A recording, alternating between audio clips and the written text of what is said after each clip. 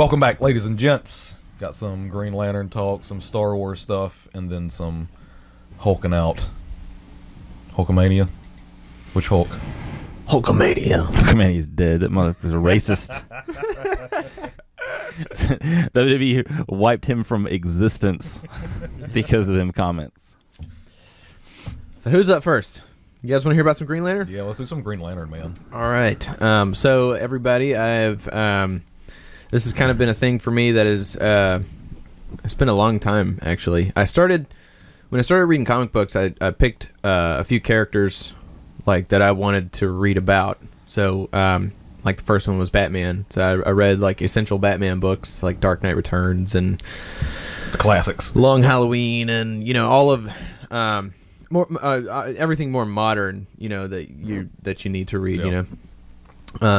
And all the recommended reading. And then I went on to Superman, and I read some 90s stuff that I read when I was younger, and kind of got caught up with all my essential Superman reading. Superman for All Seasons, All-Star Still Superman. haven't read that. Really? I've got so much Superman stuff that I still haven't read. It's my favorite Superman of all. It's awesome. Which one? Superman for All Seasons, right? Superman for All. Mhm. Yeah. I was making sure I wouldn't put too many words in there. Jeff Loeb and Tim Sale. Yeah. So winter, summer, fall, four books. spring. Yeah. I'm still partial it's to awesome. All-Star. Think about Smallville, but mixed with a Norman Rockwell style art. Very, very American. Okay. Really cool. So I read a bunch of essential Superman. So I sort of get an understanding of what's happened to him, like, basically since the first crisis. Yeah. And I got that with Superman and Batman, and then after that it was kind of a toss-up, because I was less familiar with Flash and Green Lantern, but I was basically just kind of going through the Justice League, all the big A-listers, But because of that, I realized, I found a lot of writers that I really liked. Like when I was reading Geoff Johns' Superman, with that run with Gary Frank. Oh, man. Like Secret Origin and a few, and Brainiac. Gary Frank Superman is probably my favorite. Gary Frank Superman, he draws it just like Christopher Reeve. I mean, it looks like Christopher Reeve. And it feels like you're watching those old Richard Donner Superman movies. That's exactly what it's like. And coincidentally, Geoff Johns worked on those with Richard Donner, which I found out later I didn't know that. Yeah, he was like a Richard Donner's assistant. Oh, that's fucking awesome. Yeah. I had no idea. Yeah, it was super cool. Have the more you know star. Yeah. and so I found, and I basically just went with a writer at that point, and I was like, okay, well, I'm going to go with Geoff Johns. What is he famous for? And then turned up he had done a lot with Green Lantern, was kind of his thing. I mean, he did a lot with all of the other characters eventually, and he did characters before that. Like he I think his earliest one was Hawkman, was what he sort of revamped Hawkman. Okay. Which I actually found at that comic book shop in Sumter we went to. Yeah. I found like that whole run of Geoff Johns' Hawkman. Yeah. I have yet to get into it. But back to the point, this is how I decided to start getting into Green Lantern.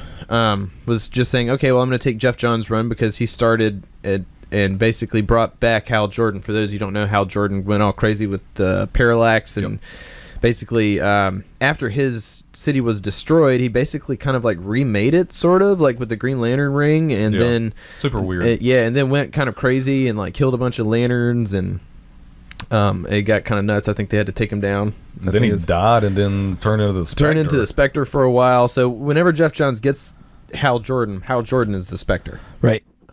And that's kind of where the book starts off. So it's like where Rebirth kind of picks up, right? Yeah, it's basically Rebirth is like Hal's journey back to being the Hal Jordan we all know and love. Rebirth's awesome. Yeah. And it was a great book. So I read that and I got super into it. I think I bought Secret Origin after that.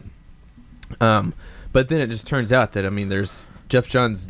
Not only did he revamp Green Lantern and Hal Jordan, he kind of revamped all of the Green Lantern mythos. The entire thing. He involves early on. He starts talking about. You see, way early on, like Secret Origin, you start to see like Black Hand and sort of the Black Lantern, like beginnings of the Black Lantern Corps. He starts peppering in stuff for his way entire early run really and early. and now I just read Wanted, Hal Jordan Wanted, which is like the I don't think I've read that one. the third or fourth. It's got to be like fourth or Is fifth. that the one that you got from work? Okay, yeah. No, I haven't read that. This one, it real heavy. Star Sapphire is the last 3 books, and it shows them getting their core together and making their rings. Is Carol the Star Sapphire at this point? She was for a little while. Then this other girl who he was hooking up with, called Cowgirl, became Cowgirl? Yeah, she was a pilot with him. yeah. Is that like her call sign? Yeah. Okay. Yeah. So that was Cowgirl and Highball. Okay. I'm Hal Jordan. I'm Cow Girl. Yeah, and that was really all she went by. I don't even remember her name. That's all they ever called her. Anyway, they start the Star Sapphire. You start to see them making rings and not using like the stone that just attaches to like their head or whatever.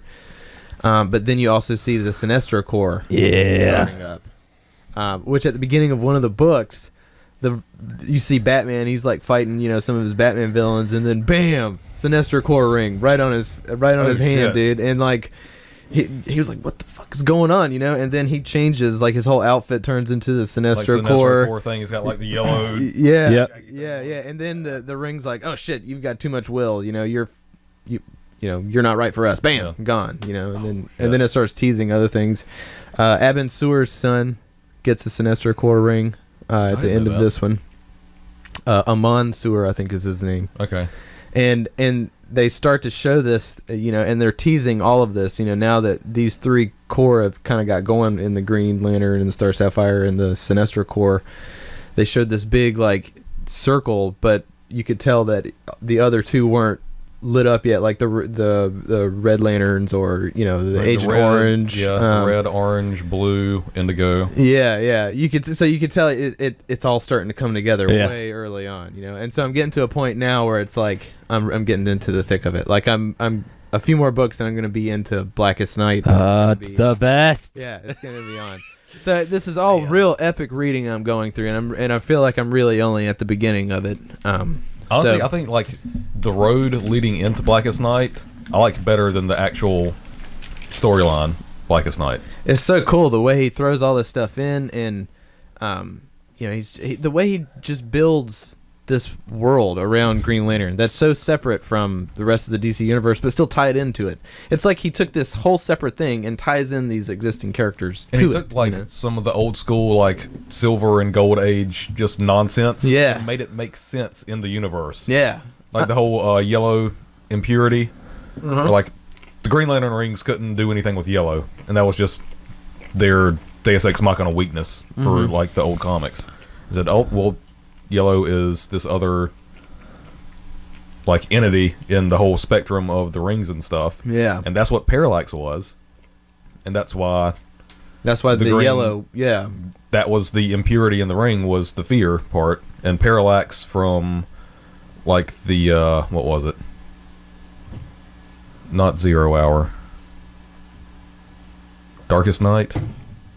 Back in the 90s, one of those storylines where the sun went out or something. Whenever Parallax came in. Yeah. It was like that's when the actual like yellow demon Like infiltrated the lantern or something, Yeah. and that's why they had that yellow. and he was like possessed by the actual like yellow avatar. yeah, and that's why Hal became all crazy and Yeah. bad, But man, it's just such a you can tell like this is it feels like it's Geoff Johns like opus, like Oh, this is yeah. his like this is his one of his masterpiece. things he's gonna be remembered for this. This is his Yeah, totally. Mona Lisa.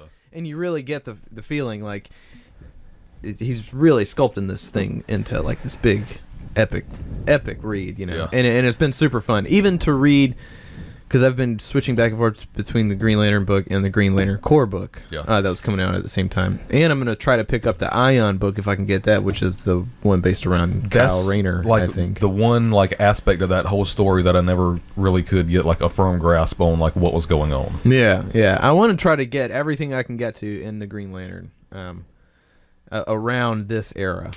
After Brightest Day, I'll probably move on to something else. Sinestro Corps.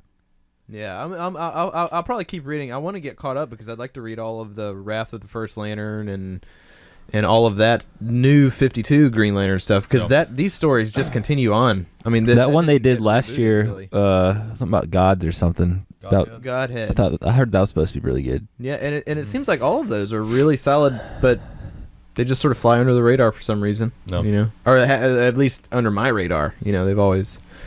But yeah, I'm letting you guys know right now.